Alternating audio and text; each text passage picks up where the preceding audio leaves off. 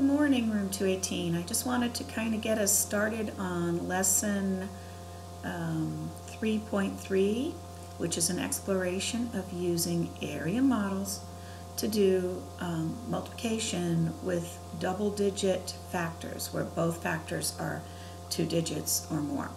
So we're going to take a look at 12 times 14, and I'm going to make a little area model here. And I like the fact that these darker blue lines are the lines that count out the 10 squares, so I don't have to count all 12. So coming down this way, we have 10 coming down, and then 11 and 12 to make my 12 rows. And then I'm going to come across 10, 11, 12, 13, 14, and up, excuse my poor drawing, to make my area model that's going to show 12, if my pen works, 12 rows of 14. Okay?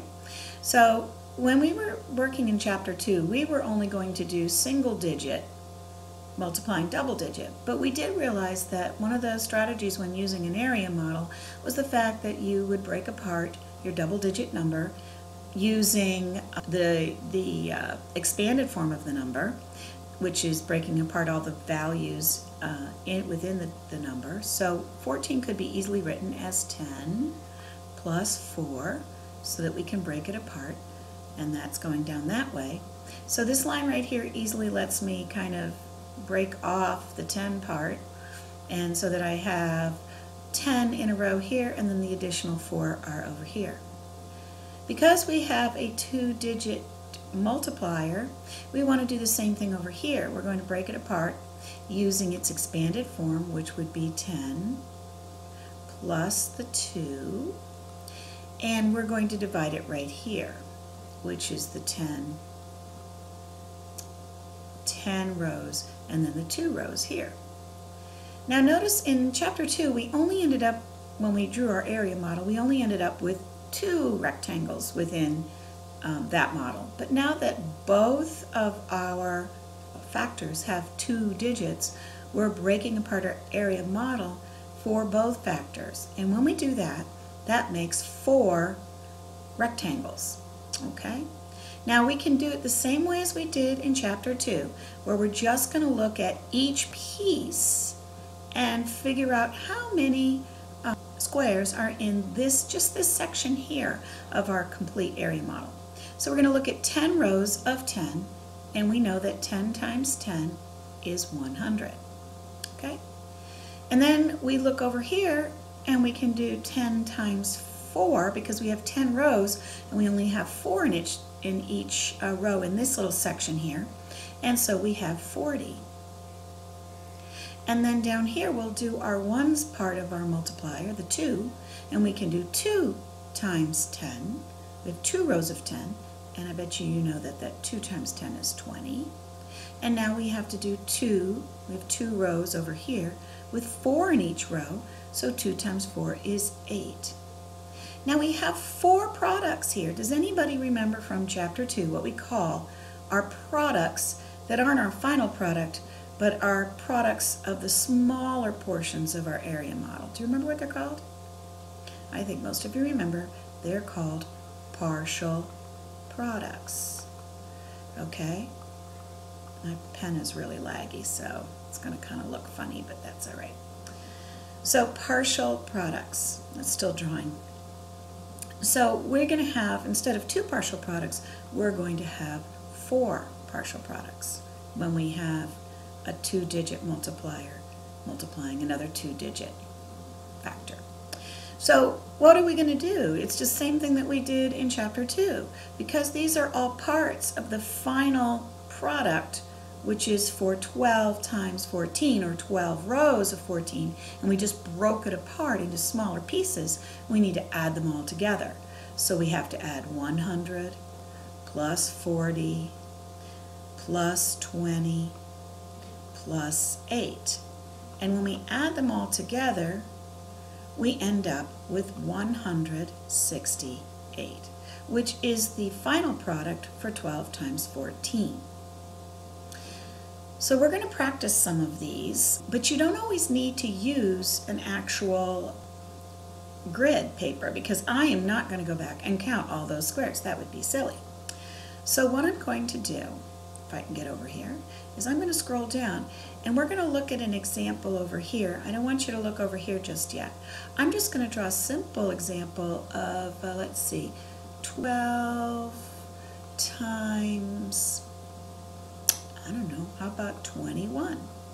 All right, so I'm going to have 12 rows of 21. Now I'm not going to use a grid paper for this. I'm just going to draw a rectangle.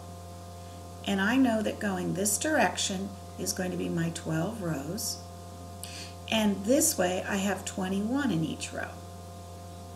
Now I'm still going to break apart the 21. How am I going to break apart the 21? Well, I'm going to come over here and I'm going to have 20 over in this section and only 1 over here. I'm going to make that a kind of a tiny little piece because 20 is over here and 21 is there. And then I'm going to break apart my 12 and I'm going to come down here and I'm going to have a fairly large box for the 10 part, and then down here I just have a tiny little 2 that goes down here. So that I've broken my 12 apart into 10 rows and 2 rows, just like we did on the grid paper. Don't look at that right now, don't look at that right now. So we've broken them apart. Now we're just going to figure out how much, since we broke 12 into 10 rows and 2 rows, how much is 10 times 20? Well, that's an easy one to do in our head, and that is going to be 200. Then we look over here and we're going to do 10 times just 1. Well, 10 times 1 is 10. And then down here we're going to do the ones, we're going to do 2 times 20, and that is 40. And then over here we're just going to do 2 times 1, and that's 2. All right? To get, those are our 4 partial products for the 12 times 21 problem up here. We have to add them all together, and I bet we can do it in our head. 200 plus 40 is 240. 240 plus the 10 is 250. 250 plus 2 is 252. So we know our answer to 12 times 21 is 252. So that's how you're using area models to do larger multipliers that are 2 digits. So what we're going to do is we're going to come down here and we're going to look over at this problem that actually I think is on the last page of our lesson in our book. And it's looking at 2 children's work here. We've got Jamal and Kim, and they use different ways to solve 12 times 15 by using partial products. Whose answer makes sense? Whose answer is nonsense? Explain your reasoning. So take a moment to look at Jamal's work, and then take a moment to look at Kim's work. And I'd like you right now to kind of think about which one you would say is nonsense and which one is sense.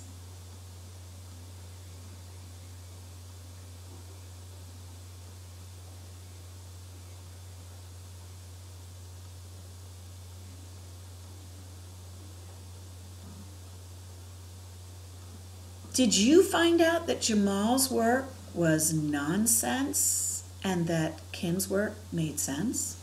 Did you find the error that Jamal did when he actually did his work? Looks like they started off in the right way here. Both of them have the correct answer that way. All right, but let's look at what might have gone wrong here. All right, so let's look at our partial products here. Did you see that he forgot something? Did he add the 100? Yes, he has his 100 here. Did he add his 20? Yes, he has his 20 here. Did he add his 10? Yep, the 10's here. But what did he forget? He forgot that he needed 4 partial products. Now I like Kim's work because she added up her 10's over here first. So she doesn't have 4 partial products. She only has 2.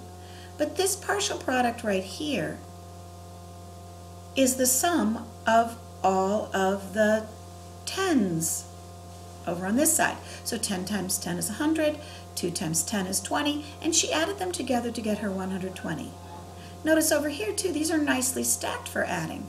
2 times 5 is 10, and she's got the 10 times 5 is 50, and then she's got this nice line here where she can add downward, and she gets 50 plus 10 is 60. When we add 120 plus 60 together, the 180 is the correct answer. Now my pen is not working well enough for me to fill in all of this down here. So hopefully you'll take some time now to fill that in on your page, because we need to really think about explaining our reasoning and why Jamal's work was nonsense and Kim's work was sense. All right? So anyway, thank you for listening to my video lesson, and hopefully you got a lot out of it. And I'm going to sign my name here because we always do. And let's see how our lesson goes today. Thank you.